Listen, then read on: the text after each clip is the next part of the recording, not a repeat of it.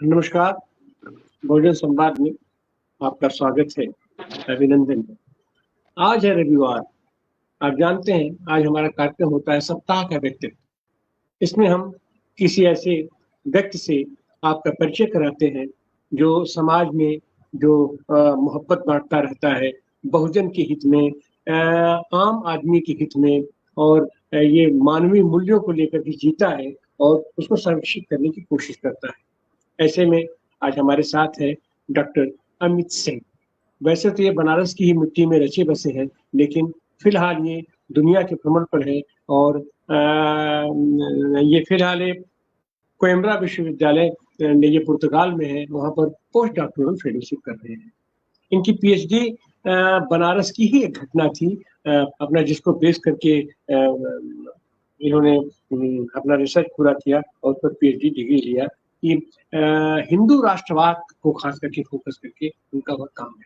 हम उस पर विस्तार से इनकी चर्चा करेंगे। हम पहले तो आपका बहुत-बहुत स्वागत है डॉक्टर अमित सिंह जी हमारे भोजन संवाद में। हम शुरुआती दौर में हम चाहेंगे कि आपका प्रारंभिक जीवन, आप कहाँ पैदा हुए, आपका परिवार, आपकी पारिवारिक पृष्ठभूमि, सामाजिक पृष्ठभूमि से आपने परिचित कराया हमारे दर्शकों को। जी, बहुत-बहुत धन्यवाद मुझे अपने प्रोग्राम में आमंत्रित करने के लिए, मैं इसका आभार व्यक्त करता हूँ। मैं मूल रूप से बनारस का निवासी हूँ और यहाँ चेतगंज सराय गोवर्धन में पैदा हुआ हूँ और मेरे नाना जी होम्योपैथिक के चिकित्सक थे, डॉक्टर एस भारती उनका नाम है। और मैं कह सकता हूँ कि एक पारंपरिक हिंदू फैमिली में पैदा हुआ, जहाँ अभी भी राधा कृष्ण का मंदिर है घर में, जहाँ लोग सुबह पूजा करते हैं। तो जो मेरी मुख्य शिक्षा दीक्षा थी या कह सकते हैं संस्कारों का प्रभाव थी, वो दरअसल हिंदू धर्म से थी। तो हिंदू धर्म का कुछ अच्छा पक्ष भी मैंने सीखा, लेकिन जैसे-जैसे समय बीतता गया उसका दूसरा रूप भी मेरे सामने आया। मेरे पिताजी जो हैं वो डॉक्टर हैं, अब रिटायर्ड हो चुके हैं, बनारस में ही हैं। मेरी माता श्रीमती विजय लक्ष्मी सिंह, ये झारखंड में एक हाई स्कूल में प्रिंसिपल थी, रिटायर हो गई हैं, वो भी बनारस में हैं।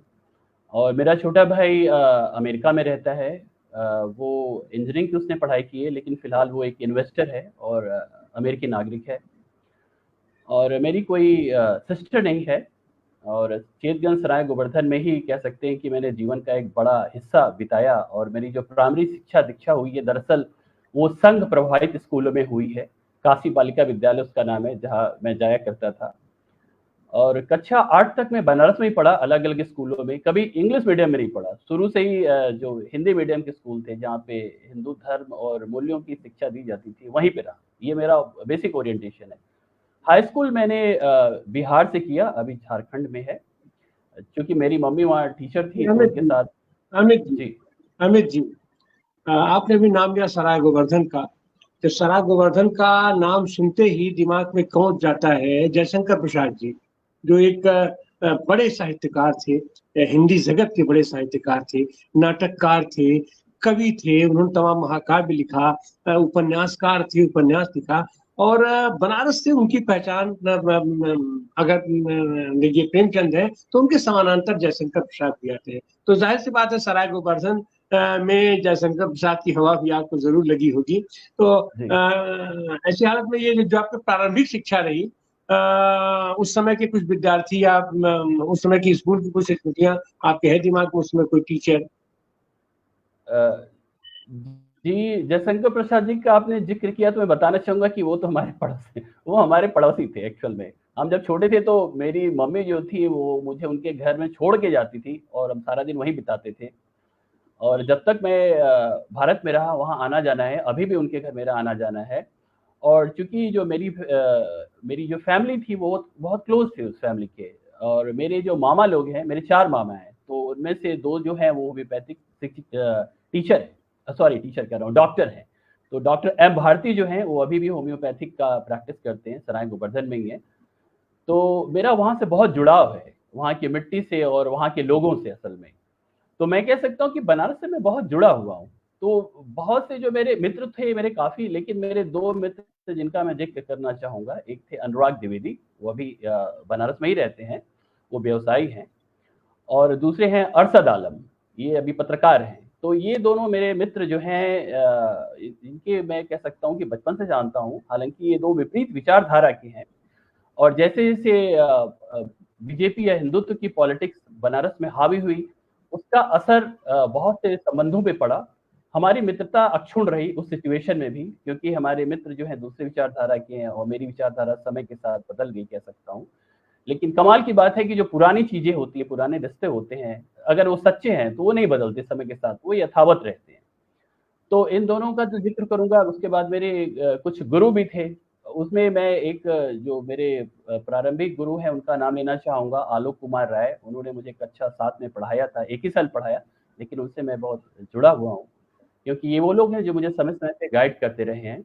उसके बाद एक बात और आपको बताना चाहूँगा कि मैं मूलतः योगा टीचर था। मैंने 15 साल योगा सिखाया और कह सकता हूँ कि शिक्षक भी था और छात्र भी था एक साथ। तो बनारस के मीर घाट पे एक योगा ट्रेनिंग सेंटर है जिसको चलाते हैं श्री सुनील झिंगरन।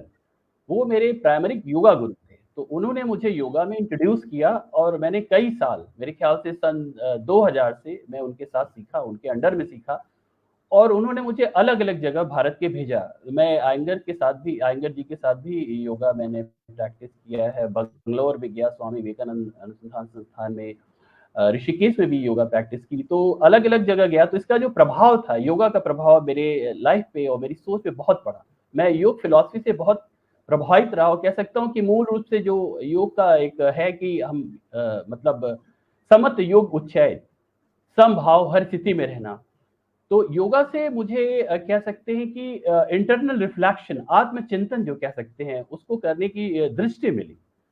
और योगा की वजह से ही कह सकते हैं कि एक रास्ता मिला, नहीं तो उसके पहले मैं थोड़ा कन्फ्यूज़ था, जैसे कि युवा आमतौर पे कन्फ्यूज़ हो जाता है। मैं जिस सोसाइटी में पला-बढ़ा, इस बात का मैं ज़िक्र करना चाहूँगा कि उसमें बहुत से ह्यूमन राइट्स वायलेशन होते रहे हैं, जो मुझे पहले नज़र नहीं आते थे। आप कह सकते हैं कि चाहे डोमेस्टिक वायलेंस अगेंस्ट वुमेन हो या कास्ट को लेके जो अगल-बगल हमारे मोहल्ले में कुछ ऐसी चीज़ें होती हों, वो मुझे नहीं दिखती थी। मैं भी बिल्कुल उन्हीं युवाओं की तरह था जैसे आमतौर पे हम समाज में रहते हैं लेकिन दिखते नहीं हैं, कि हम रिक्शे वाले से कैसा व्यवहार करते हैं, हमसे जो कह सकते हैं सामाजिक आर्थिक स्तर पे जो नीचे लोग हैं उनके साथ हम कैसा व्यवहार करते हैं, एकदम नॉर्मलाइज़्ड है जैसे कि कुछ है ही नहीं। तो ये सब मेरे लिए बहुत नॉर्मल था जब तक मैं यहाँ रहा। मैं बनारस हिंदू यूनिवर्सिटी से पढ़ा हुआ हूँ। वहाँ से मैंने प्राचीन भारतीय इतिहास, संस्कृति और पुरातत्व में 1996 में मैंने बीए किया। तो मैं कह सकता हूँ कि मैं छात्र था उस समय और छात्र का मतलब होता है कि केवल पढ़ना, किताबी कीड़ा। मेरी अपनी सोच, बौद्धिक सोच उस समय बहुत बेहतर नहीं थी। धीरे-धीरे वो चीज़ें बढ़ रही थी। लेकिन एक लंबा समय मैंने योगा में बिताया और पढ़ने में बिताया, भारतीय संस्कृति का जी अध्ययन अमित किया। जी, अमित जी, आपकी प्रारंभिक शिक्षा जरा हम लोग जो धीरे धीरे चलते हैं। आपने ये प्राइमरी स्कूल, हाई स्कूल, उस समय की कुछ स्मृतियां होगी आपके साथी, उसमें आपका क्या अनुभव था बच्चों के साथ, अपने सहपाठियों के साथ? दरअसल मेरी स्मृति जो है इस मामले में बहुत ही कह सकते हैं कि बहुत ही लिमिटेड है, क्योंकि मैं बहुत जगह पे जाता रहा, चूँकि मेरे पिताजी जो थे उनका जॉब बदलता रहा, बहुत जगह जाते रहे, तो मैं एक जगह स्थायी रूप से रह नहीं पाया। लेकिन जो मूल स्मृति है वो मेरे जो बचपन की मित्र हैं अनुराग द्विवेदी उनके साथ ही थी। हम लोग पतंग उड़ाते थे, दरअसल वो बहुत अच्छा पतंग उड़ाता था, मेरा काम पतंग लूटना था। तो हम लोग पतंग उड़ाते थे और बहुत सी घटनाएँ इससे जुड़ी हुई हैं। पतंग उड़ाते वक़्त कभी-कभी एक बार तो गाय उठा के अपने दोस्त को पटक दी थी और कभी-कभी हम लोग को कूदना पड़ जाता था। तो ये कुछ अच्छे इवेंट हैं जो मुझे अभी भी याद करता हूँ, लेकिन वो एक बाड़ा था हमारे यहाँ चीतगंज सराय गोवर्धन में, जयशंकर प्रसाद जी के यहाँ तो अभी भी है। लेकिन वो बाड़ा धीरे-धीरे समय के साथ बिक गया। तो अब वो जगह नहीं बचा तो वो मेमोरी तो रही लेकिन वो जगह खत्म हो गया, उस तरीके से। फिर हम लोग बचपन में दूध लेने जाते थे उसको कहते हैं अड़ारा, अड़ारा कहते थे। हम लोग डब्बा लेके जाते थे, वो चीज़ें अब दिखती नहीं है मुझे। तो ये कुछ स्मृति है जो जिनसे मैं बहुत जुड़ा हुआ हूँ। मेरे नाना जी डॉक्टर भारती बहुत प्रसिद्ध होम्योपैथिक चिकित्सक थे। ये homeopathic medical association of India के प्रेसिडेंट भी थे। वो हमेशा लुंगी पहन के जैसे टिपिकल बनारसी होता है घूमते थे, छड़ी लेके जाते थे। तो बड़े साधारण थे। उनका प्रभाव मेरे ऊपर बहुत पड़ा है क्योंकि जब वो जाते थे अन्य जगहों पे, अन्य राज्यों में, क्योंकि वो होम्योपैथिक मेडिकल एसोसिएशन से जुड़े हुए थे, तो उनको आमतौर पे इनवाइट किया जाता था लेक्चर देने के लिए। तो मैं उनके साथ जाता था। तो मैंने सोचा मेरे दिमाग में कि मैं भी अपने नाना की तरह अलग-अलग जगह जाऊँगा और कुछ ऐसा काम करूँगा जिससे मानवता का विकास हो, फ़ायदा हो। तो प्रारंभिक रूप से मेरे नाना जो थे उन्होंने उनका प्रभाव मेरे ऊपर बहुत पड़ा और कह सकते हैं कि अभी भी मैं उनसे प्रेरणा लेता हूँ, हालाँकि अब वो नहीं रहे, लेकिन मेरे नाना जी मेरे मूल प्रेरणा स्रोत थे। उसके बाद मेरी माताजी। मेरी माताजी ने, मैं कहना चाहूँगा कि अपना पेंशन का पैसा खर्च करके मुझे विदेश भेजा, तो एक बड़ा रोल रहा और जब भारत में थे तब भी उन्होंने मुझे सपोर्ट किया। चूँकि मैं शुरू से ही कह सकता हूँ कि मेरे मस्तिष्क में बहुत करियर को लेके स्थायित्व नहीं था। मैं रेजिस्टेंस के साथ जुड़ा रहा और जो समाज की जो बहुत सी जो चीज़ें हैं, मुझे हमेशा विचलित करती रहीं। तो इस वजह से मेरा कहीं न कहीं मैं जॉब में नहीं ठहर पाता था, मेरे वैचारिक मतभेद रहते थे।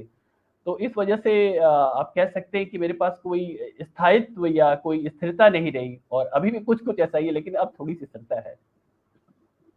जी अमित जी, आपकी प्रारंभिक शिक्षा तय हो गई और आपकी ये जो उच्च शिक्षा है, हम देख रहे थे कि आपने एमएससी किया, एमए किया, वो भी नॉर्वे से किया और अपने थाईलैंड से किया, तो ये पूरी यात्रा आपकी कैसे क्या हो गई?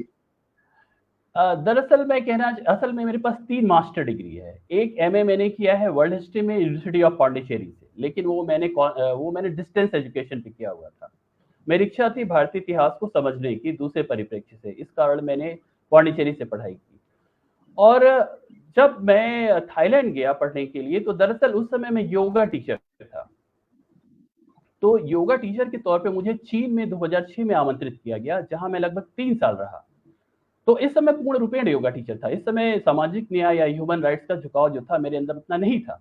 लेकिन चीन में मैंने बहुत सी चीज़ें देखी, बहुत से मैंने ह्यूमन राइट्स वायलेशन देखे। उसके बाद मैं थाईलैंड आ गया 2010 में। तो थाईलैंड में बहुत से लोगों ने, जिनसे मैं मिला, उन्होंने कहा कि हम जिस सोसाइटी में रहते हैं वहाँ कितने ह्यूमन राइट्स वायलेशन हैं, आप उस पे ध्यान क्यों नहीं देते हैं? उनका इशारा भारत की ओर था। सही बात है कि भारत में दलितों को लेके और मुस्लिमों को लेके और आम तौर पे जो है लिबरल आइडियाज़ जो है उन पे हमेशा कुठाराघात होता रहता है। तब मैंने सोचना शुरू किया और फिर मैंने एमए किया ह्यूमन राइट्स में माहिडोल यूनिवर्सिटी से और मैं यूनिवर्सिटी का ब्रांड एम्बेसडर भी था। ये इलेक्टेड पोजीशन होता है क्योंकि वहाँ छात्र संघ नहीं है, तो दूसरे तरीके से होता है। तो वहाँ पे मैंने योगा को आधार बनाते हुए, क्योंकि विभिन्न जो छात्र होते थे अलग-अलग नेशनैलिटीज़ के होते थे, तो मैंने योगा का इस्तेमाल करते हुए बहुत से छात्रों को जोड़ा और इसके साथ-साथ मेरा अध्ययन भी चलता रहा। फिर मैंने जो रिसर्च किया वो था Pakistani Ahmadi refugees in Thailand. जैसा कि आप लोग जानते होंगे कि पाकिस्तान में जो अहमदी मुसलमान हैं, उनको मुसलमान नहीं माना जाता है और जो कट्टरपंथी मुस्लिम हैं, वो उन पे अत्याचार करते हैं और बड़ी संख्या में उनको मारा जा रहा है। तो वो भाग-भाग के आते हैं, दूसरे देशों में जाते हैं। तो उनमें से कुछ लोग थाईलैंड में भी आते हैं, शरणार्थी दर्जा के लिए वो यूनाइटेड नेशंस में अप्लाई करते हैं। तो ये जो ग्रुप है ये बहुत छुपा हुआ है, इसके ऊपर कोई रिसर्च नहीं था। तो मैंने इस पे अपनी मास्टर थीसिस लिखी और किताब भी मैंने एक पब्लिश की और इनकी संस्थानों के साथ भी मैंने कह सकते हैं साल भर मैंने काम किया। तो मुझे शरणार्थी क्या होते हैं, उनको कितनी परेशानी होती है, उनकी क्या राइट्स हैं, इस पे मैंने 3-4 साल मैंने काम किया। उसके बाद मैंने संयुक्त राष्ट्र संघ का एक ऑफिस है, the United nation high commissioner for human rights, OHCHR, फिर उसमें मैं इंटर्न रहा 6 महीने तक और वहाँ पे मुझे ये जानने को मिला कि ह्यूमन राइट्स का इस्तेमाल किस तरीके से होता है और किस-किस लेवल पे हो सकता है। दरअसल ह्यूमन राइट्स एक दुधारी तलवार है, जिसका इस्तेमाल जो पाश्चात्य के देश हैं, वो कभी-कभी डेवलपिंग कंट्रीज़ को रोकने के लिए कहते हैं या घरेलू मामले में जिसको कह सकते हैं इंटरवेन करने के लिए कहते हैं। लेकिन कुछ सोसाइटी में हम देखें तो ह्यूमन राइट्स दरअसल एक प्रकार की लैंग्वेज है, एकमात्र लैंग्वेज है जिसका इस्तेमाल करते हुए हम अपनी बात विश्व पटल पे रखते हैं। ध्यान रखिए, संवैधानिक अधिकार लिए जा सकते हैं लेकिन मानव अधिकार नहीं। आप मानव हैं तो आपको अधिकार मिलेगा ही मिलेगा। तो ये चीज़ से मैं कन्विंस हो गया कि सबसे बड़ा जो अधिकार है वो मानव अधिकार है और दरअसल मेरा धर्म मैं कहता हूँ ह्यूमन राइट्स है। इससे संबंधित एक इंटरव्यू भी पुर्तगाल में पब्लिश हुआ। तो थाईलैंड में मैंने करीब 6 साल बिताया, तो वहाँ पे मैं विभिन्न संस्थाओं से भी जुड़ा रहा। मैं साउथ थाईलैंड में भी गया। वहाँ पे भी मुस्लिम और जो बुद्धिस्ट हैं उनको लेके एक संघर्ष चल रहा है एक प्रोविंस में, उसका नाम है याला पट्टनी। तो वहाँ पे भी मैं एज़ अ पॉलिटिकल ऑब्जर्वर काम करता रहा। मैंने बहुत से नोट्स लिखे, उनके मुद्दों को उठाया और मैंने ये भी देखा कि बड़ी-बड़ी जो कंपनियाँ हैं, किस तरीके से जिसको हम क्रोनी कैपिटलिज़्म कहते हैं, उनकी ज़मीन जो है उनके पहाड़ जो है हथिया रही हैं, जो वहाँ के मूल निवासी हैं। और सरकार कैसे उनके साथ खड़ी है। उसमें भारत की भी कुछ कंपनियां इन्वॉल्व थी दरअसल माइंस में, तो उसको भी लेकर के मैं वहाँ एक्टिव रहा और मैंने उस पर रिपोर्ट्स वगैरह लिखी। उसके बाद मेरी इच्छा थी यूरोप में पढ़ने की, क्योंकि मैंने सुना था कि ह्यूमन राइट जो है उसको नॉर्वे में बड़ी इज्जत दी जाती है।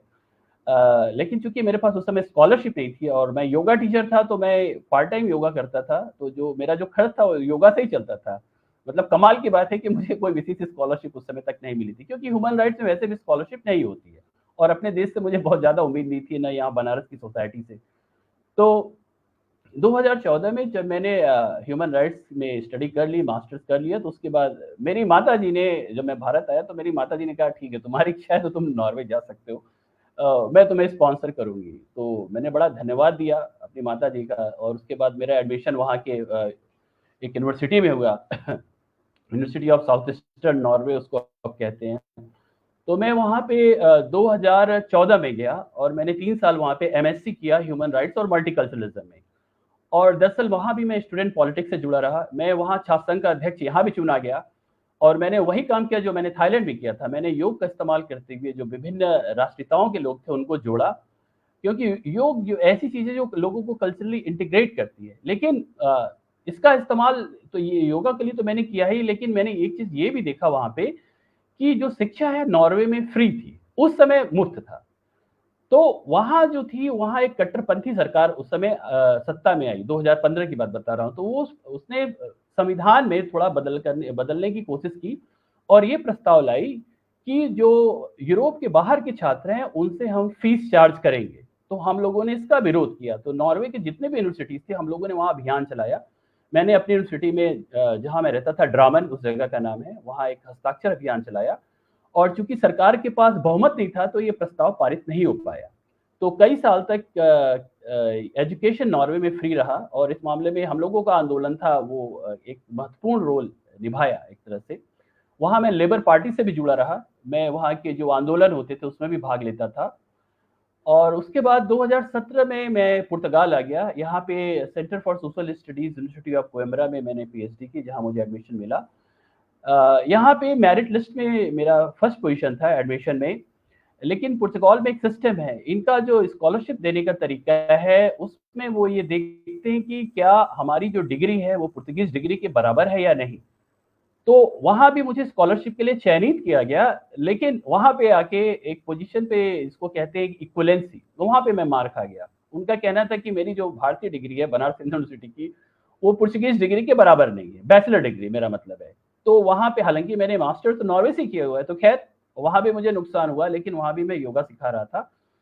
तो 1 साल मैंने वहाँ कॉल सेंटर में काम किया 2019 में, कोविड के दौरान, वर्क फ्रॉम होम। लेकिन उसके बाद मैंने एक जापानीज फेलोशिप जीती टोक्यो फाउंडेशन की ओर से। उसके बाद लगातार मैंने 5-6 स्कॉलरशिप अलग-अलग देशों से जीती और इस दौरान मैंने जो मेरे रिसर्च का टॉपिक था वो था हिंदुत्व और ह्यूमन राइट्स। क्योंकि 2015 में मैंने फ्रांस में देखा, दरअसल मैं उस समय पेरिस में था, कि कैसे चार्ली हेब्डो न्यूज़पेपर है, उस पे इस्लामिक कट्टरपंथियों ने अटैक किया और वहाँ पे बड़ी संख्या में लोग मारे गए। उसका कारण था अभिव्यक्ति की स्वतंत्रता, मूल में देखा जाए। तो उस अखबार ने जो पैगंबर मोहम्मद है उनका कार्टून छापा था और उसके विरोध में उस अखबार पे अटैक किया गया और बड़े पैमाने पे हिंसा हुई थी। और इससे मिलती-जुलती हिंसा कोपेनहेगन में हुई थी, डेनमार्क में। और दरअसल इसी दौरान मैं नॉर्वे में एक एनजीओ में भी था, यूनिवर्सल टॉलरेंस फोरम। मैं एक प्रोजेक्ट डायरेक्टर था, तो हम लोगों ने एक प्रोग्राम भी ऑर्गेनाइज कराया था फ्रीडम ऑफ एक्सप्रेशन और टॉलरेंस को लेके। और हमारा मानना था कि एक टॉलरेंस होना ही चाहिए और अभिव्यक्ति की स्वतंत्रता है, उसके लिमिटेशंस भी हैं, लेकिन हमें अपनी बात कहने की आज़ादी चाहिए। लेकिन इस दौरान मेरे दिमाग में अपने देश को लेके ये चिंता हुई कि भारत में भी ऐसी कट्टरपंथी ताकतें हैं जो बढ़ रही हैं। यहाँ भी फ्रीडम ऑफ एक्सप्रेशन है, उसको लेकर के समस्या हो रही है, क्योंकि जो भी चीज़ें हमारे के यहाँ ऑफेंड, कभी-कभी होता है कि कोई ऐसी किताब आई या फ़िल्म आई, जो कि किसी धर्म विशेष के लोगों को लगता है कि उन पे आक्रमण है, वो पर्सनली ऑफेंड हो जाते हैं। तो इसको लेके मैंने अपने रिसर्च को पृष्ठभूमि जो है बनाना शुरू किया। लेकिन इस दौरान मैं वहाँ के बहुत से न्यूज़पेपर्स में लगातार लिखता रहा। जैसे नॉर्वे में था तो उसमें वहाँ ओस्लो टाइम्स एक पेपर है, उसमें मैं लिखता रहा। फिर पुर्तगाल में वहाँ का जो मुख्य न्यूज़पेपर है पुब्लिको, ये पोर्तुगीज़ में है, उसमें मेरे कॉलम्स आते हैं। फिर वहाँ की इस्केर्दा एक लेफ्ट पार्टी है, उसके लिए भी मैं लिखता हूँ। तो मैं लगातार आर्टिकल लिखता रहा और इन आर्टिकल में लगभग उसी बात का ज़िक्र करता रहा कि फ्रीडम ऑफ एक्सप्रेशन कितना होना चाहिए, क्या होना चाहिए, एक डेमोक्रेटिक सोसाइटी का निर्माण हम कैसे करते हैं। तो मेरी चिंता का जो मूल था उसमें भारत था। हालाँकि मैं पिछले 15 साल से बाहर ही हूँ, लेकिन फिर भी भारत चूँकि मेरा घर है इसलिए मुझे हमेशा चिंता बनी रही। तो जब मैं भारत से बाहर गया था तो भारत कुछ और था 2014 में, लेकिन जब वापस आया तो भारत बदल चुका था। इसलिए मैंने अपना जो रिसर्च है कह सकते हैं कि हिंदुत्व पे फ़ोकस किया। उसका कारण यही था कि ये जो ताकतें हैं ये कैसे हमारी प्रजातांत्रिक मूल्यों को, हमारी जो सामाजिक संस्कृति है, खासकर बनारस की जो संस्कृति है, चाहे वो हिंदू मुस्लिम संस्कृति हो या फिर हमको कहते हैं समावेशिक संस्कृति, कल्चरल टॉलरेंस की, कल्चरल डाइवर्सिटी की, जिसके लिए भारत को बाहर जाना जाता है, उस पे ही चोट होगी। तो दरअसल जब हमारी मुख्य जो आइडेंटिटी है, अगर यही नहीं रहेगी भारत को, तो फिर हमें जो सम्मान इज्जत बाहर मिलता है वो नहीं मिलेगा। यकीन मानिए भारत को हिंदू राष्ट्र के तौर पे बाहर कभी सम्मान नहीं मिल सकता है, जैसे पाकिस्तान को नहीं मिलता है। भारत की पूछ बाहर इसलिए होती है क्योंकि हम दुनिया के सबसे बड़े प्रजातांत्रिक देश तो हैं ही, लेकिन इसके साथ-साथ हमारे यहाँ डेमोक्रेसी है, हमारे यहाँ कल्चरल प्लुरलिज़्म है, यूनिटी एंड डाइवर्सिटी है। तो इसलिए मैंने अपना रिसर्च इन टॉपिक पे फ़ोकस किया और इसके लिए मैंने आधार बनाया, एक फ़िल्म की शूटिंग बनारस में होने वाली थी सन 2000 में, वाटर, उसको लेके। तो वो फ़िल्म विवादित रही। उस फ़िल्म की शूटिंग जब होने वाली थी तो उसका जो सेट था उसको कुछ हिंदुत्ववादी ताकतों ने तोड़ दिया और कमाल की बात है कि जैसे वो घटना हुई, उसी के साथ-साथ शहर में एक साझा संस्कृति मंच भी बना और उसमें शहर के अधिकतर जो कह सकते हैं एक्टिविस्ट, एकेडमिक्स, जिंदे लोग जो थे, मैं ऐसे ये कहना चाहूँगा, वो आए और उन्होंने उसका विरोध किया। उन्होंने दिखाया कि बनारस जो है वो सच है कि ये हिंदू धर्म का एक महत्वपूर्ण शहर है, लेकिन इसके साथ-साथ ये उन सभी का शहर है जो यहाँ रहते हैं। ये बुनकरों का शहर है, ये कबीर, प्रेमचंद, जुलाहो, नाई, मोची जो भी हम कहना चाहिए उनका शहर है। इसको हम भी शेयर कर सकते हैं, यहाँ अल्टरनेटिव वॉइसेस भी हैं।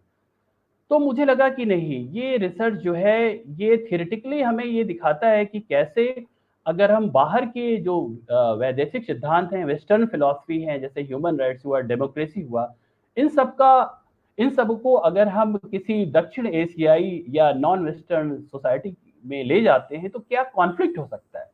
तो इस लेंस का इस्तेमाल करते हुए एक आइडिया था कॉन्टेक्चुअल सेकुलरिज्म, जिसको कि राजीव भार्गव जो पॉलिटिकल साइंटिस्ट हैं उन्होंने प्रतिपादित किया। उस सिद्धांत का इस्तेमाल करते हुए मैंने इस वाटर कंट्रोवर्सी को एनालाइज करने की कोशिश की और कुल मिला के पाया कि ये सच है कि हिंदू धर्म नहीं कहना चाहिए, हिंदुत्व जो है, जो पॉलिटिकल हिंदुइज्म है, उसका प्रभुत्व बढ़ा है हाल के वर्षों में।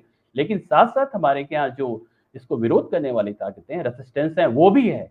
मीडिया ना दिखाए, लिटरेचर ना लिखा जाए, इसका मतलब ये नहीं है कि विरोध नहीं है। विरोध है, हज़ारों साल से रहा है। पहले कबीर थे, धुमिल थे, उसके पहले भी चलता रहा है। शैव, शाक्त, कापालिक, ये सारे लोग थे जो इन ताकतों के खिलाफ लड़ते रहे हैं। और अब देखेंगे, अब तो और भी बढ़ गया है। मीडिया में नहीं दिखता तो इसका मतलब ये नहीं है कि नहीं है, वो तो हमेशा ही और रहेगा। जी।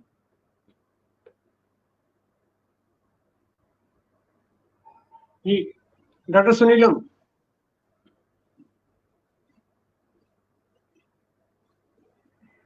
जी आपकी जो पूरी चर्चा है जो मैंने सुनी उसमें बहुत सारे जो है मन के अंदर सवाल पैदा हो रहे हैं। तो मैं एक तरफ से शुरू करता हूँ। सबसे पहले आपका चीन का जो अनुभव था, चीन का अनुभव जो है, चीन के अंदर क्रांति हुई। चीन आज दुनिया के अंदर एक अमेरिका से बड़ी महाशक्ति के तौर पर, आज इकोनॉमिक पावर के तौर पर भी वहाँ दिखलाई पड़ रहा है।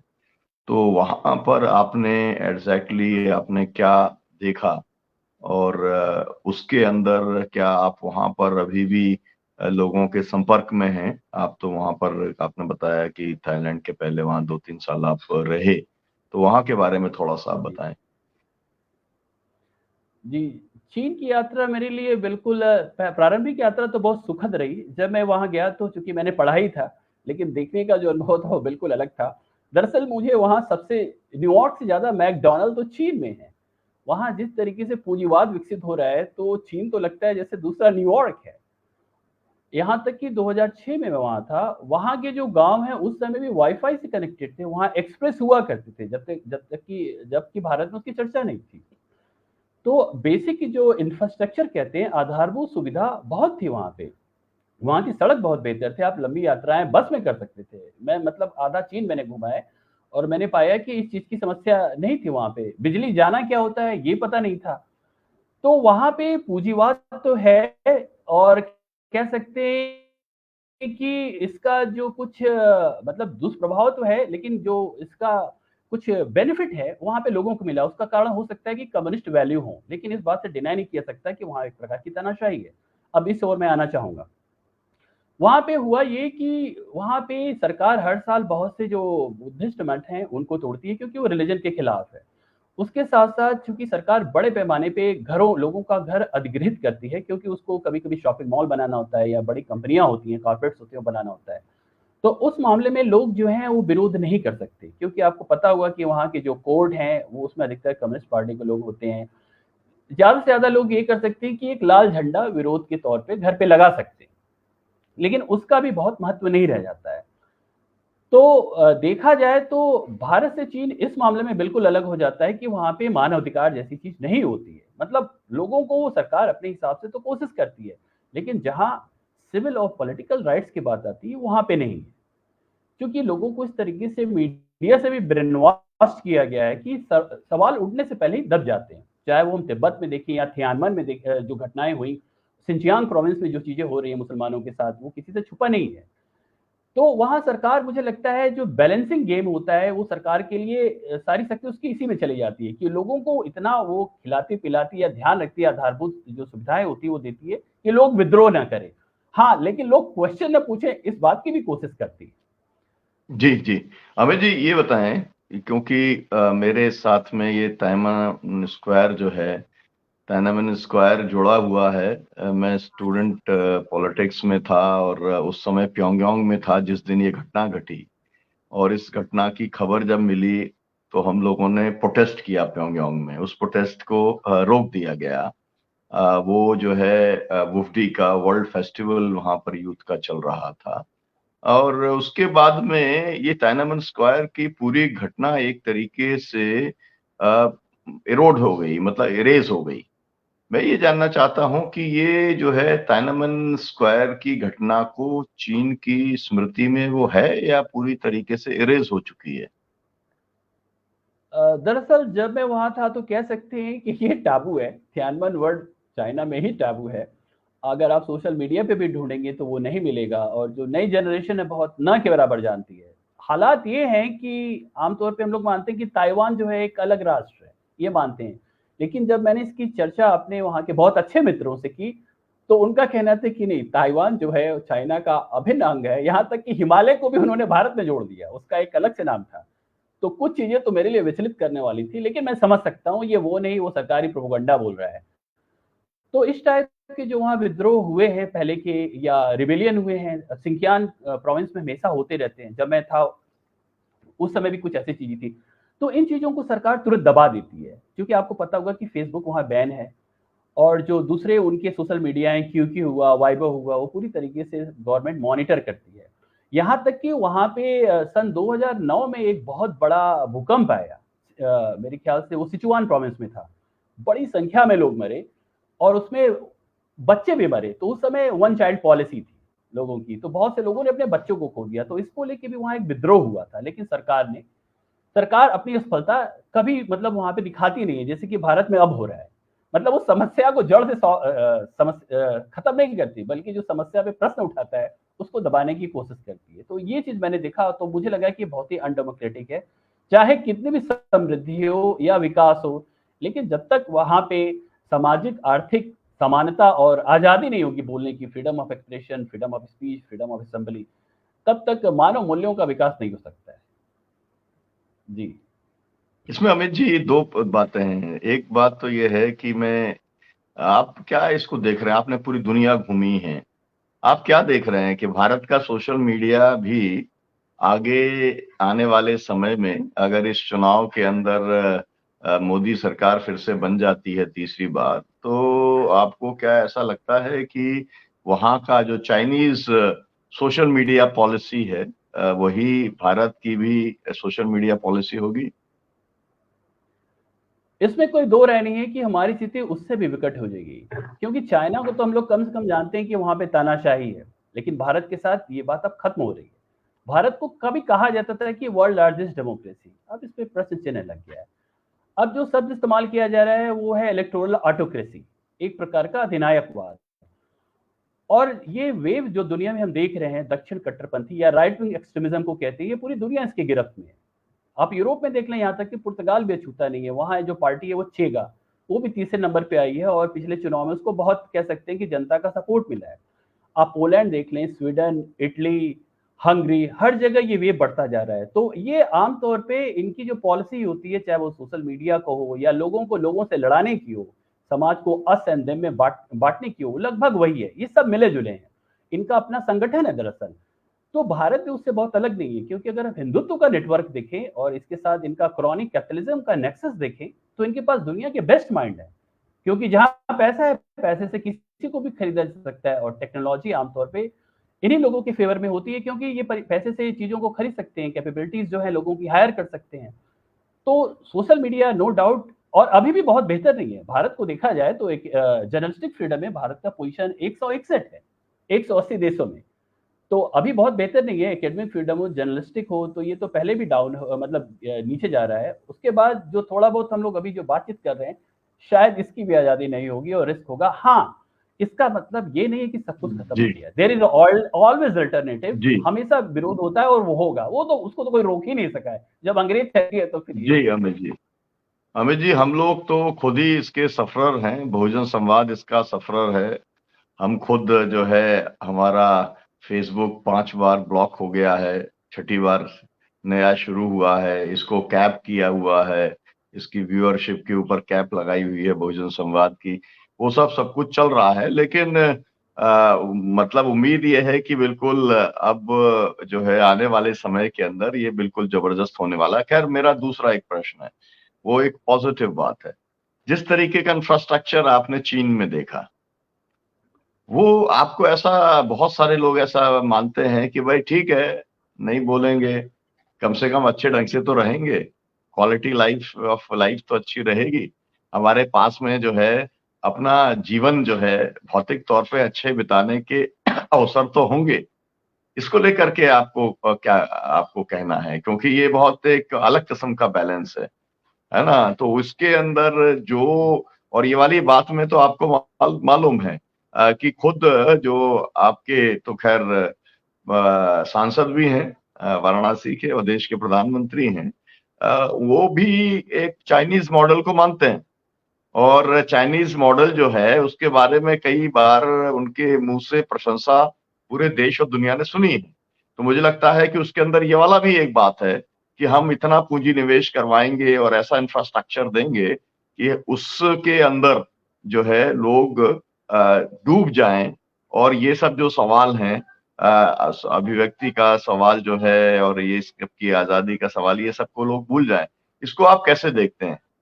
और आप जब बात करते हैं, वहां पे आपने चीन में गए होंगे, अभी आप बनारस के अंदर हैं, तो बनारस के लोग क्या ऐसा कुछ जवाब बताते होंगे कि इतना बढ़िया इंफ्रास्ट्रक्चर है वहां पर, हर जगह पर वाईफाई है, सब लोगों को रहने के लिए हाउसिंग का इंतजाम है, सब लोगों के लिए एम्प्लॉयमेंट है, ये है, जो भी सब बताते होंगे, तो क्या लोगों को क्या लगता है कि ऐसा जरूरत है हिंदुस्तान के अंदर?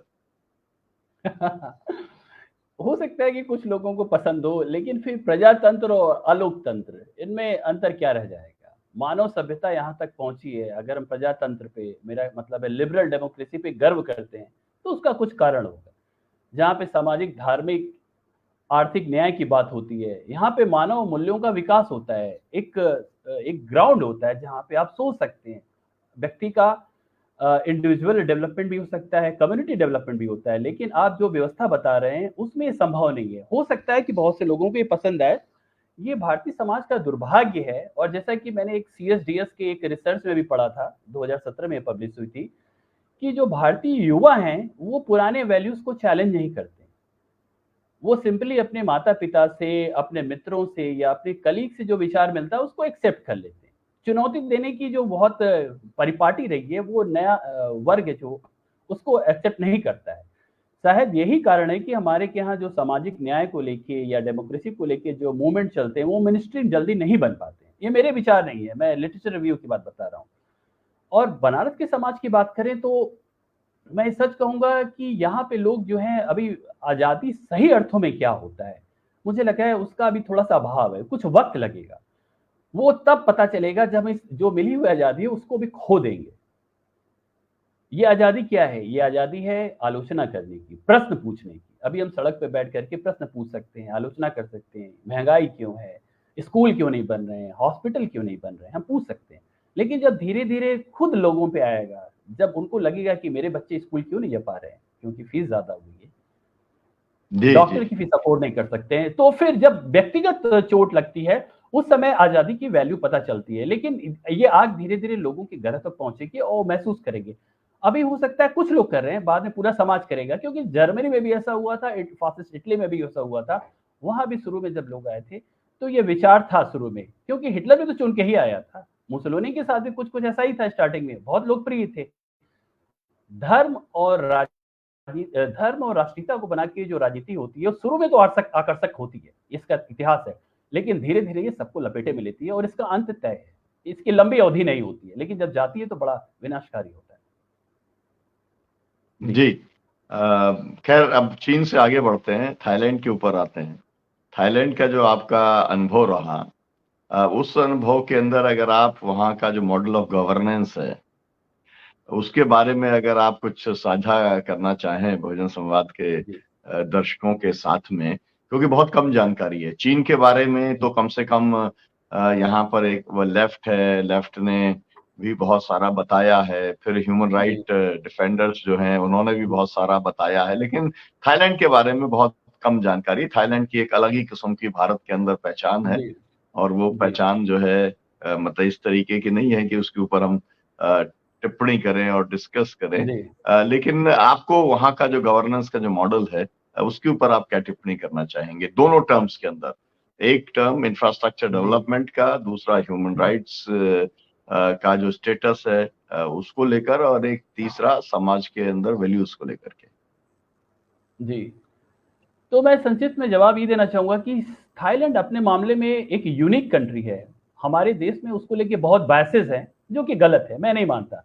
कि किसी देश में अगर एक पर्टिकुलर टूरिज़्म विकसित है, तो उसका इतिहास होगा। हो सकता है उस समय उसकी आज़ादी ना हो, तो उसका कारण हो सकता है। तो वो हर चीज़ को हमें संदर्भ में देखना चाहिए।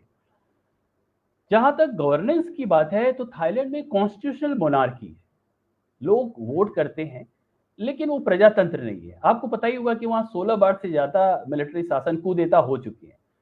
तो प्रजातंत्र का कोई मायने नहीं रहता है और सरकार जो है वहाँ पे कह सकते हैं कि थाई एलीट लोग चलाते हैं। तो पूरी तरीके से जो चीज़ें होती हैं एलीट लोगों के फ़ेवर में होती हैं। जो पिछड़ा हुआ वहाँ का सामाजिक वर्ग है या जो इंफ्रास्ट्रक्चर पिछड़ा हुआ है, वो उत्तरी थाईलैंड में है। चिन्माई, चिंगराई एरिया में, जहाँ बड़ी संख्या में लोग कृषि कार्यों में जुड़े हैं, चावल की खेती करते हैं। अगर विकास देखना हो तो बैंकॉक आ जाइए, मध्य थाईलैंड में, लेकिन मध्य थाईलैंड तो केवल थाईलैंड है नहीं, देश तो पूरा होता है। तो थाईलैंड में चूंकि थाई एलीट रहते हैं तो वहाँ आपको विकास दिखेगा जो आप मीडिया में देखते हैं, बड़ी-बड़ी बिल्डिंग, सड़क उस टाइप से। तो वो एक पक्ष है, वो पूरा पक्ष नहीं है। अगर आप साउथ थाईलैंड में जाएँगे, पटनी याला जहाँ की संघर्ष चल रहा है अभी मुस्लिमों और बुद्धिस्ट जो ग्रुप है उनमें, वहाँ पे आपको उसका दूसरा ही रूप दिखेगा। वहाँ देखिएगा कि अशांति कैसे होती है। जब 2 अलग-अलग धर्म के लोग या जब आंतरिक जो कॉन्फ्लिक्ट है, वो कितना विकराल रूप ले सकता है और पीस को कैसे डिस्टर्ब कर सकता है, वो आपको साउथ में दिखेगा। तो हर राज्य और हर उसका जो एरिया है, उस मतलब आप जैसे-जैसे बदलेंगे उसके हिसाब से उसकी पॉलिटिक्स भी बदल जाएगी, उसके हिसाब से उसका जो कल्चर है थोड़ा बहुत वो भी बदल जाएगा। थाईलैंड बुद्धिस्ट कंट्री है, इसमें कोई दो राय नहीं है। वहाँ पे जो थाई एलीट हैं और वहाँ जो बुद्धिस्ट वर्ग है, खासकर जो इन सब चीज़ों से जुड़ा हुआ है धर्म से, उसको बहुत इज़्ज़त दी जाती है। वहाँ के लोग धर्म भीरू हैं, ये मैं कहना चाहूँगा। जो वहाँ के पुराने राजा थे भूमिबोल दुल्यास करके, उनकी बड़ी इज़्ज़त होती थी, लोग उनको देवतुल्य मानते थे, क्योंकि उन्होंने वहाँ के लोगों के लिए बहुत कुछ किया भी है। और दरअसल मैं जब माहिडोल यूनिवर्सिटी का, माहिडोल जो वहाँ के थाईलैंड के जो राजा हैं, उनके प्रिंस का नाम था, तो मैं इस यूनिवर्सिटी का चूँकि ब्रांड एम्बेसडर भी था, मिस्टर ब्रांड एम्बेसडर, तो मैंने खुद अपनी यूनिवर्सिटी का प्रतिनिधित्व किया है और बहुत से ऐसे प्रोग्राम में शरीक हुआ हूँ जो राजा के लिए थे।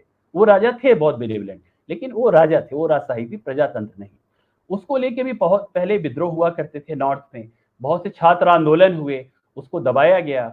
और वहाँ का जो यूनिवर्सिटी है थामासात यूनिवर्सिटी, वहाँ पे बहुत बड़ा विद्रोह हुआ था, मेरे ख्याल से 70s में हुए थे। उसको लेके भी कह सकते हैं कि जो मिलिट्री थी, मिलिट्री एलिट वो साथ में काम करते हैं। तो थाईलैंड कह सकते हैं कि प्रजातांत्रिक तो नहीं है पूरी तरीके से, वहाँ अभी भी स्थिति जो आप देख रहे हैं डामाडोल रहती है। तो विश्व पटल पे उसकी बहुत अच्छी स्थिति नहीं है, इसमें ये कोई से छुपा हुआ नहीं है। टूरिज्म वहाँ का मुख्य जी व्यवसाय है, जी लेकिन वहाँ कृषि भी होती है। तो ये जी मामले में बहुत यूनिक है। जी जी, आगे बढ़ते हैं, नॉर्डिक कंट्रीज के ऊपर आते हैं। हम जी लोगों के लिए मैं अपनी बात करता हूँ, हम लोगों के लिए मतलब समाजवादियों के लिए वो एक किस्म का आइडियल मॉडल रहा है। वेलफेयर स्टेट का एक ऐसा मॉडल जिसने एक समता भी दी, समृद्धि भी दी, और जो है एक ऐसा समाज दिया जो कि इसे कहते हैं खुशहाल समाज दिया है। आप जब गए हैं वहां पर, तब वहां पर राइटिस्ट फोर्सेस का उदय होना शुरू हुआ, सोशल डेमोक्रेट्स का वहां पर पतन होना शुरू हुआ, वो कमजोर होना वो शुरू हुए। तो आपने जो सब कुछ देखा, एक वेलफेयर स्टेट का मॉडल आपने भारत का देखा, एक वेलफेयर स्टेट का मॉडल आपने चीन का देखा, एक आपने थाईलैंड का देखा, उसके बाद में जब जी नॉर्डिक कंट्रीज का देखा, हाउ डू यू जी इवेल्युएट, आप उसको कैसे उसका मूल्यांकन करना चाहेंगे नॉर्डिक वेलफेयर स्टेट के मॉडल का? मेरी इसको लेके मिली-जुली प्रतिक्रिया है, क्योंकि मेरा जो एक्सपीरियंस है मैं वो बताना चाहूँगा। नॉर्वे जाने का ही मतलब था कि मुझे वहाँ की सोशल वेलफेयर को समझना। मैंने सुना था कि वहाँ का जो सोशल वेलफेयर फंड है सबसे बड़ा है और काफ़ी लिबरल सोसाइटी है, जो कि सच है, वो थी। तो और वहाँ पे जब मैं गया, जो मुझे एडमिशन मिला, मुझे कोई ट्यूशन फीस नहीं देना पड़ा, जहाँ क्योंकि ट्यूशन फीस था ही नहीं। ये एक पक्ष है, दुनिया को ये दिखता है, बात तो सही है। लेकिन जब आप वीज़ा के लिए अप्लाई करते हैं, तो आपको दिखाना पड़ता है कि आपके अकाउंट में 15-20 लाख हैं। तो इसका मतलब हुआ कि एक शिक्षा तो फ्री है, लेकिन उस शिक्षा को बनाए रखने के लिए क्या वो सरकार मदद कर रही है? क्या वो स्कॉलरशिप देती है? तो इस मामले में मेरा अनुभव अलग रहा।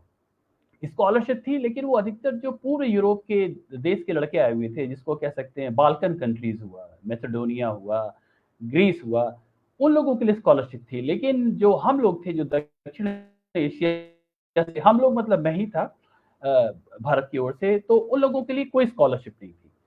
तो उस मामले में शिक्षा तो ज़रूर फ्री थी, लेकिन स्कॉलरशिप के लिए हमें मेहनत करनी पड़ी। और चूँकि मेरी यूनिवर्सिटी में कोई स्कॉलरशिप नहीं थी, तो मैं योगा टीचर था, तो मैंने खुद की एक लॉ फर्म, एक कंपनी बनाई और मैं एक साथ 6 जगह योगा सिखाता था। शिपिंग कंपनी में, सॉफ्टवेयर कंपनी में, फिटनेस में, क्योंकि मैं सोच के गया था कि पढ़ाई तो मैं कंप्लीट करके ही रहूँगा, चाहे जो हो जाए। बात मेरे ह्यूमन राइट्स की है। तो ये मामले में सही है, आपको वहाँ पे गरीबी नहीं दिखेगी। और कह सकते हैं कि वहाँ पे चूँकि बहुत ही हेल्थ केयर जो है एक्सेसिबल है, बहुत सी चीज़ें बहुत आसान हो जाती हैं। लेकिन दूसरा पक्ष मैं बताना चाहूँगा, ये तो वो है जो मीडिया में दिखता है। दूसरा पक्ष है कि वहाँ पे नॉर्वे में बड़ी संख्या में जो रेफ्यूजीज़ हैं, ये लोग अधिकतर मिडल ईस्ट कंट्री से आते हैं। वहाँ पे रोमा लोग हैं, रोमा जिप्सी जो हुए, उनके साथ वहाँ पे भेदभाव है और बहुत आम बात है। तो वो समाज में रहते हुए भी अदृश्य रहते हैं, मतलब उनको रिकॉग्नाइज नहीं किया जाता। और हालात ये पहुंच गए कि 2016 में वहाँ की सरकार ने प्रस्ताव पारित किया कि वो भीख मांगना बैन करेंगे, बेगिंग। मैंने सोचा कि ये कैसा देश है, अगर आप भिखारियों या वैसे लोगों के लिए कुछ कर नहीं सकते हैं, तो आप उनको बंद कर देंगे, मतलब उनकी एग्जिस्टिंग को ही मिटा देंगे कि हमारे यहाँ बेगिंग ही नहीं है। तो ये इस समाज का एक क्रूर चेहरा जो है वो उभर के आता है। फिर दूसरी बात, वहाँ पे बड़ी संख्या में 1975 से ही पाकिस्तान के लोग रहते हैं। तो वहाँ इस्लामोफोबिया जो है वो बहुत डोमिनेंट है। उसकी वजह राइट विंग एक्सट्रीमिज्म भी है, वो पॉलिटिक्स में इस्तेमाल करते हैं उनका। लेकिन दूसरा ये होता है कि वहाँ मुस्लिमों का कल्चरल इंटीग्रेशन न के बराबर होता है। वहाँ पे उनको नागरिकता तो मिल जाती है, लेकिन उनको जॉब नहीं मिलता। उनके नाम के पास अगर मुस्लिम टाइटल है, तो फिर उनको जॉब नहीं मिलता। तो बहुत से क्षेत्रों में उनके साथ भेदभाव है। तो इसको लेकर के भी मैंने लिखा और मैंने एक रिसर्च पेपर पे पब्लिश किया। तो ये हमें नॉर्वे का एक दूसरा रूप दिखाता है, जो कि नॉर्वे एक प्योर व्हाइट नॉर्डिक कंट्री है और ह्यूमन राइट्स एरोगेंस जिसको कह सकते हैं वो है। तो हो सकता है ये एक ब्रांड हो, लेकिन हमें ये बात भी ध्यान रखनी चाहिए कि नॉर्वे में एक जगह है कोन्सबर्ग, जहां मिसाइल बनती है और ये मिसाइल अमेरिका को सप्लाई होती है। हमें नहीं भूलना चाहिए कि नॉर्वे और अमेरिका साथ साथ काम करते हैं। इस कैपिटलिज्म नेक्सस को हमें ध्यान रखना पड़ेगा। चार, और नॉर्वे बहुत अमीर नहीं था, वहां पे 80s में पेट्रोलियम मिला। उसके बाद वहां पे वो जो मछली होती है, मुझे नाम नहीं याद आ रहा, साल्मन, इन सब चीज़ों की वजह से अचानक से पाई हुई जिसको कह सकते हैं समृद्धि है, उसकी वजह से नॉर्वे इतना बड़ा। ये सही है कि वहाँ ऐसे मूल्य जो हैं जो उसको हम कह सकते हैं सामाजिक मूल्य हैं, सोशलिज्म में बहुत डोमिनेंट है। लेबर पार्टी वहाँ पे बहुत एक्टिव है, स्टूडेंट एक्टिविज्म बहुत एक्टिव है। हम लोग खुद वहाँ पे जब इस शिक्षा को लेके, शिक्षा के अधिकार को लेके आंदोलन था जिसमें मैं भी शामिल था, हम लोग खुद वहाँ के शिक्षा मंत्री के सामने जाके उसको झंडे दिखाए थे। मुझे नहीं लगता कि भारत में अब ये संभव है, हम तो कल्पना भी नहीं कर सकते। और इंटरेस्टिंग बात है, वहाँ की जेलें बहुत शानदार है। हालांकि मैं कभी गया नहीं, लेकिन मैंने उस पर रिसर्च किया है और मैंने पाया कि जो पुलिस है वहाँ पे, पुलिस भी जो कैदी है उसकी बड़ी इज्जत करती है। अगर वहाँ पुलिस किसी को गिरफ्तार करती है, मेरे सामने घटना हुई, पुलिस ने एक ड्रग एडिक्ट था, उसको गिरफ्तार करने के लिए उसके पास गई, उससे पूछा क्या मैं आपको गिरफ्तार कर सकता हूँ? तो वो आदमी मुड़ करके अपना हाथ आगे ऐसे किया और उस तरीके से हुआ। तो ये चीज़ दुर्लभ है वहाँ पे।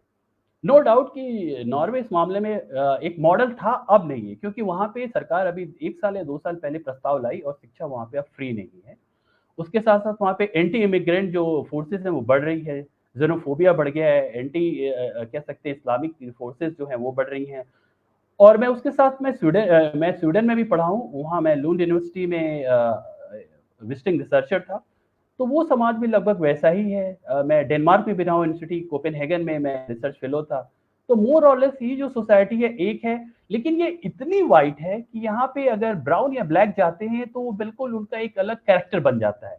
इंटीग्रेशन थोड़ा इश्यू होता है वहाँ पे, और इसका फायदा राइट विंग पार्टी जो देख रहे हैं कि ले रही है कि वो लोग सत्ता में है, चाहे स्वीडन में हो, डेनमार्क में हो, नॉर्वे में हो। ये दक्षिणपंथी ताकतें ताकत में मतलब पावर में है, उसका कारण यही है। लेकिन हाँ, स्थिति वहाँ भारत जैसी विकराल नहीं है और ना होगी, क्योंकि वहाँ का सिविल सोसाइटी और मीडिया फ्री है और इसको लेके वो लोग बहुत एक्टिव हैं। जी। जी।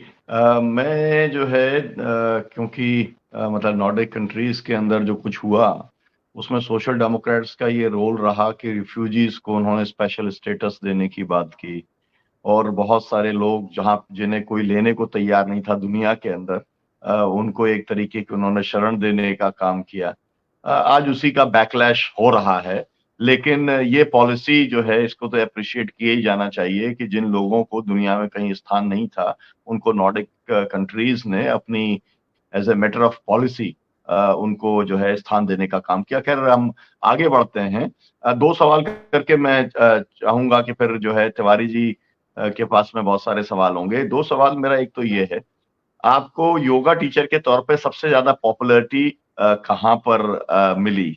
ये मेरा एक प्रश्न है।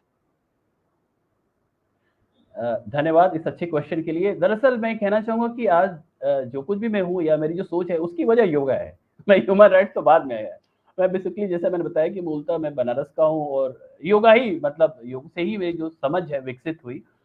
और दरअसल योग जो है ये आंतरिक कह सकते हैं इंटरनल पीस की बात करता है और ह्यूमन राइट्स एक्सटर्नल पीस की बात करता है।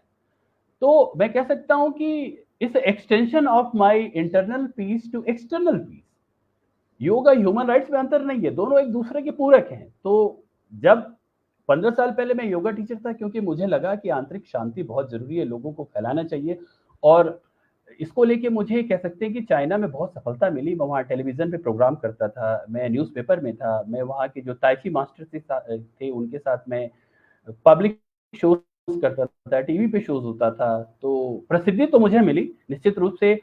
और योग की वजह से ही मैं अपनी पढ़ाई को कह सकते हैं कि कंटिन्यू करने में कामयाब रहा, चाहे वो थाईलैंड हो, नॉर्वे हो, थोड़ा बहुत पुर्तगाल भी हो। तो उससे मुझे आसानी से, यहाँ तक कि संयुक्त राष्ट्र में जब इंटर्नशिप कर रहा था तो मुझे वहाँ as a yoga teacher hired किया गया। ये आपको जान के आश्चर्य होगा। तो इससे मुझे प्रसिद्धि मिली और इससे मुझे अपने कार्यों को करने में आसानी मिली, नो डाउट। और जब धीरे-धीरे मुझे लगा कि नहीं, योग जो है दरअसल ये तो ह्यूमन राइट्स है एक तरीके से, क्योंकि ह्यूमन राइट्स राइट्स की बात करता है और राइट्स तभी हो सकता है जब हमारे पास बेसिक मिनिमम जो चीज़ें होती हैं समाज में रहें।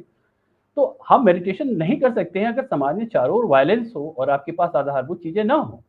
तो ज़रूरी है कि दोनों चीज़ें होनी चाहिए। समाज में एक बेसिक मिनिमम जो रोटी, कपड़ा और मकान कहते हैं वो होना चाहिए, तभी तो मेडिटेशन कर पाएँगे या योगा कर पाएँगे। खाली पेट तो योगा होगा नहीं।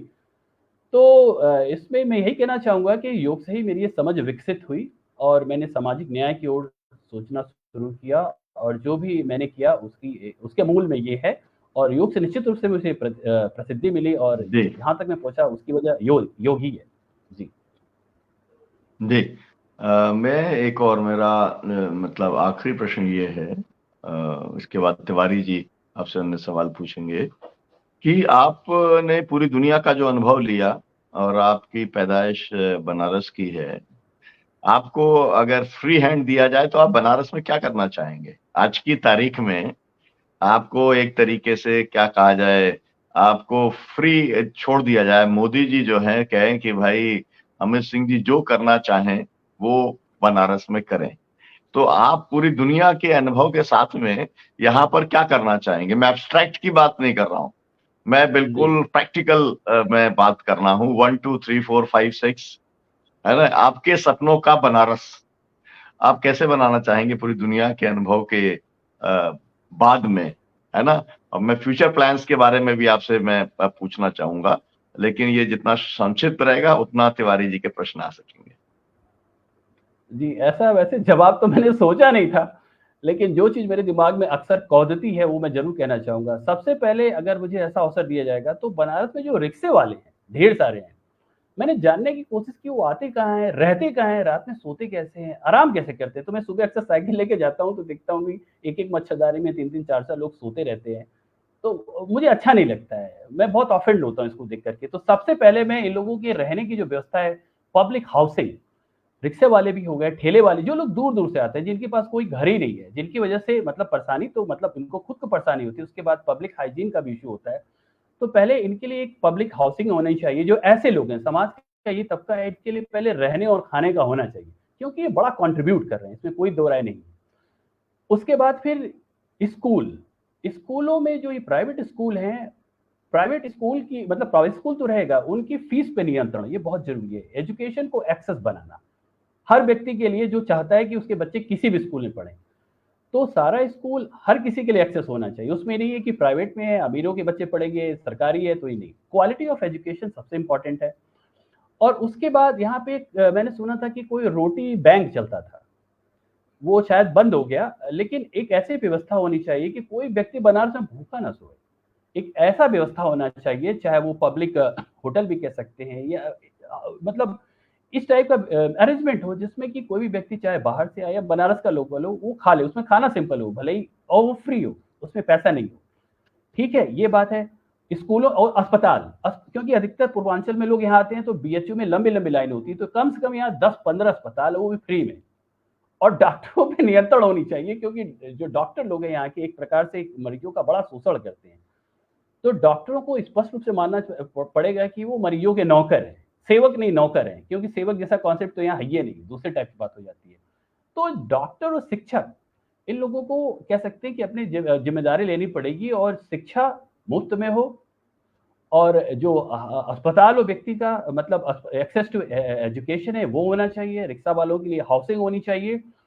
और दूसरी बात है कि ये जो लोग विवाद फैलाते हैं, चाहे वो मंदिर मस्जिद हो, इस टाइप हो, उस पे तुरंत प्रतिबंध होना चाहिए कि कोई भी व्यक्ति इस टाइप की जो नैरेटिव होती है, वो पब्लिक स्पेयर में आने पे पहले प्रतिबंधित होनी चाहिए, वो फ़िल्टर्ड होनी चाहिए। मैं ये नहीं कह रहा हूँ कि मैं फ्रीडम ऑफ एक्सप्रेशन के खिलाफ हूँ, लेकिन कोई भी ऐसी पॉलिटिकल नैरेटिव जो समाज में संशय पैदा कर सके, चाहे वो जाति को लेके हो, धर्म के लेके हो या किसी स्थान को लेके हो, क्योंकि भारत में भी उत्तर प्रदेश में भी यूपी मतलब बिहारी या इस टाइप की भावनाएँ हैं, कुछ ये है।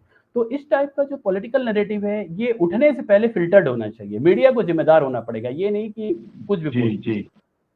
मुझे मुझे लगता है कि अब समय बहुत कम बचा है, मोटे तौर पर 5-6 मिनट बचे हैं, तो तिवारी जी इसको कंटिन्यू करेंगे और आपने तो पूरा मतलब लोगों को लग रहा था कि मोदी जी ने बनारस को टोक्यो बना दिया, तो अब कुछ करने को बचा ही नहीं।